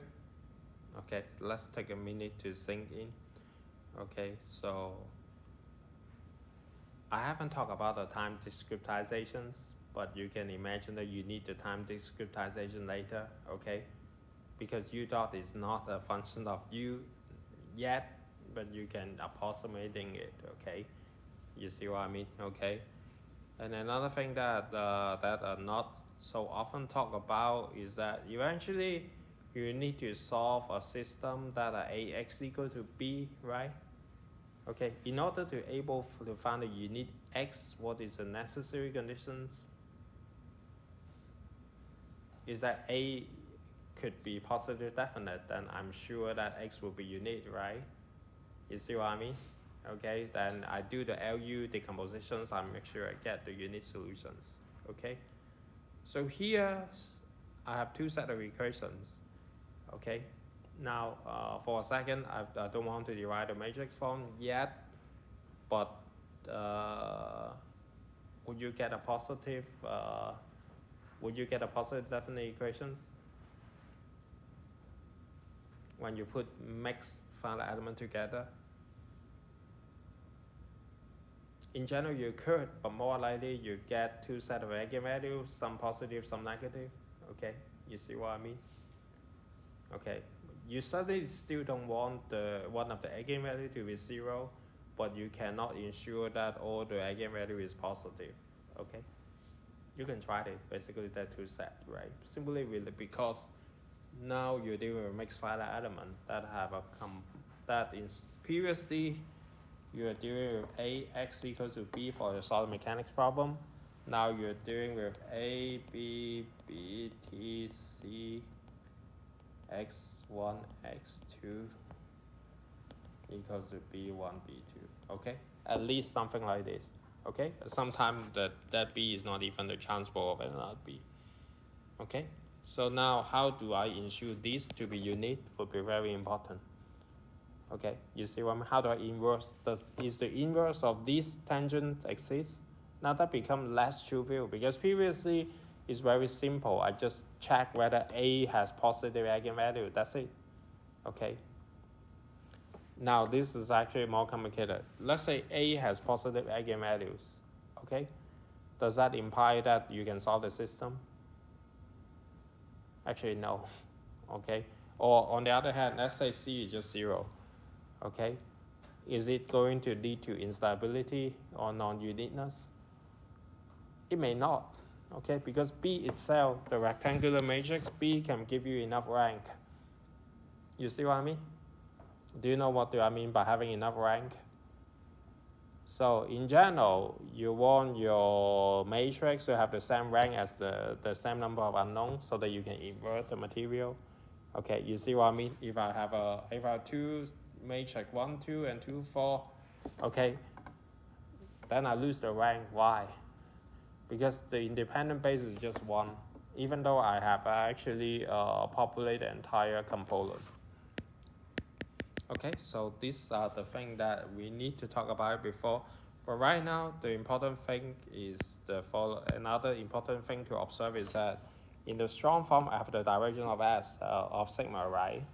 Now these directions now I no longer perform any calculus on sigma. Do you see that?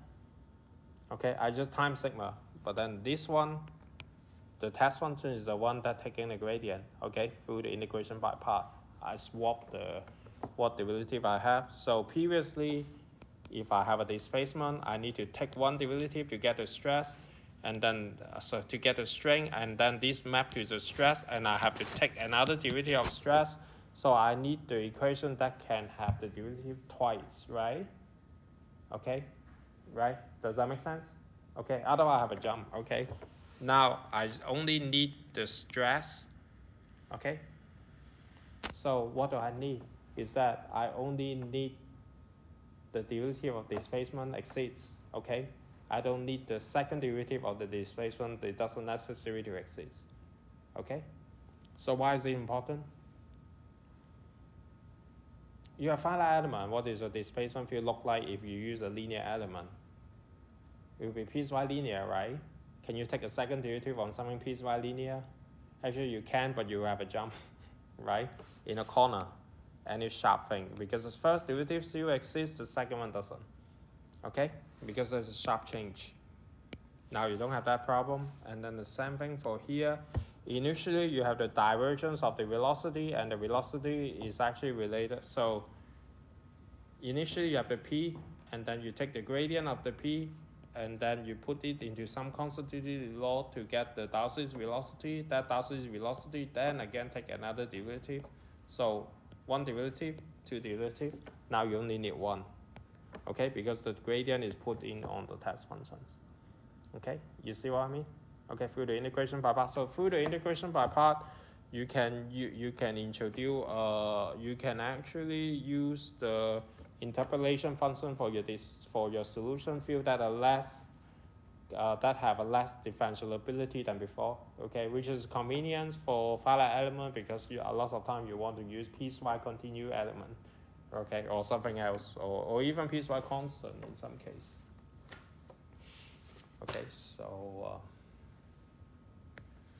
Okay, so I won't derive the Galeckian form. I don't want to write a lot of H, but I think you get the idea, right, about the weak form. Do you? Okay, now I want to introduce what is the matrix form, and then the matrix form need to introduce something called a mixed element. Okay, what is a mixed element? Okay, this is a mixed element. You can see it from the old book by Professor Zingarich, for example. And this is also a mixed element. 1, 2, 3, 4, 5, 6, 7, 8, 9. Okay, so this is actually have two different things. One is a displacement. Let me put it. Let me draw something like this. Okay, so this is this displacement, and then this could be the pole pressure.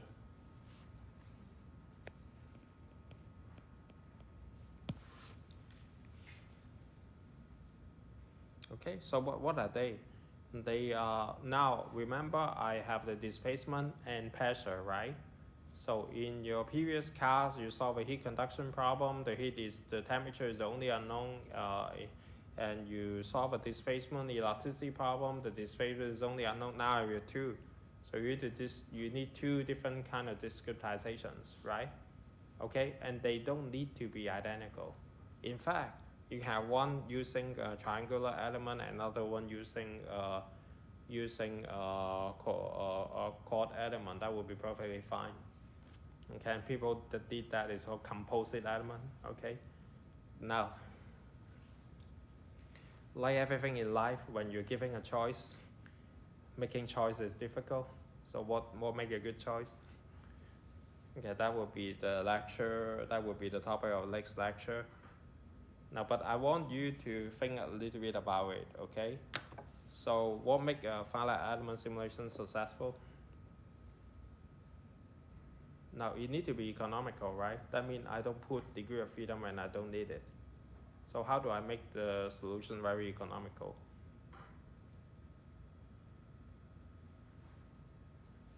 I can create a good mesh where the displacement field, whatever, that revolve a lot, I'm meshing it accordingly, and when there's nothing happen, I just put less element, right? Does that make sense? Okay, so let's say if I know the analytical field looks something like this, okay? So here I can actually get away with a very few elements, but here I may want to have more element, right? Okay, if I use a linear element, for example. Okay, so to create an economic, now then there's what are the other things that you want to achieve? We talked about that before. You need to be accurate, right? You need to be able to get the original equation as close as possible. You need to converge, right? And what is the necessary condition to make it converge is that it need to be stable. Okay, are any of these finite elements stable? Only some of them are stable. That's the problem. And then the art of finding those right combination of the element would rely us to understand the concept of LBB conditions, okay, which we will talk about in the next topic. You may want to, in the next couple lecture, I think, I will probably take, if I talk about finish the matrix form in the next lecture, and I talk about the Babushka bad C conditions, we will probably take, LBB conditions, we will probably take probably 2 lectures, and then we would have the foundations to write, to start the course project. Okay, so I will say the following. The next 2 lectures will be more mathematical, so I can give you some reading, and I can post some other thing for you to prepare. I do want to ask you, how many of you know what is the inner product? You know what's the inner product? A dot A. Okay. How many of you know what is a norm? Yes. What is the difference between a norm and inner product?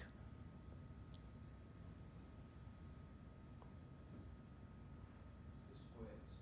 Yeah. Okay, that's good. That's a good start. Yeah. And that would be a good starting point. Okay, so another thing that would be helpful, I would encourage you to review a little bit, is the concept of the Noon space. Okay, do you know what is Noon space? Maybe I can explain it a little bit. Okay. Now let's say I have I have a matrix A. Okay, that matrix have a few space. One is column space, one is row space, and another one is Noon space. Okay, what is the definition of the Noon space? Is that this thing equal to 0? Okay, you see what I mean? Now that would be helpful. Okay, so what is this X? Okay, for a positive definite matrix, the only Noon space you have is actually x equal to 0, right? Okay, that would be the only known space. That is what you get the uniqueness. Okay, now, but there's a matrix, for example, 1, 0, 0, 0. Okay, what is the known space? The known space would still consider the known of A would still consider the 0 element, right? Everything is 0 will still equal to 0, AX equal to 0. Okay, but there another one. Is there any space that have 0 and 1, right? With these spaces, right? Do you see that? Okay, so if your known space, so when this happens, we say that the known space is spanned by these non-trivial bases, right? Because any functions, if x equals to 0, 1, it would be actually lead to ax equal to 0, right? But if x is actually equal to 0, 2, it would also lead to 0. So it's not a unique vector that actually lead to ax equal to 0, but a family of x that will lead to that, right? So that would lead to space itself, okay? It's called a known space because it's actually just not one vector, but any vector that have that form would actually lead to ax equal to 0. Okay, so why do we hate this ax equals to 0 thing? Because what we want to try to solve is ax equals to b, right? Imagine that if there's something ax equal to, if there's some x that actually lead to ax equal to 0, do you still have uniqueness? You will not have uniqueness. In fact, if this happens, then your x, your solutions, not your x, sorry, your unknown would actually have a solutions that non-unique, simply because the known space have infinite amount of possibility, provided you collect an element from that known space. Okay, does that make sense? Okay, so the first concept is to understand this. The second one that are actually more non-trivial is that if you can formulate a matrix that actually have known space only have 0, doesn't necessarily mean that it can make it stable. Okay, it can still fail.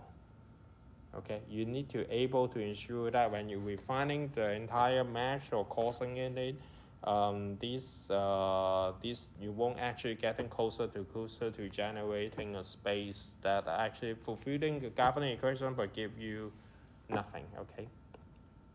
In rigid body dynamics, this thing is also related to the zero energy mode. You know what zero energy mode?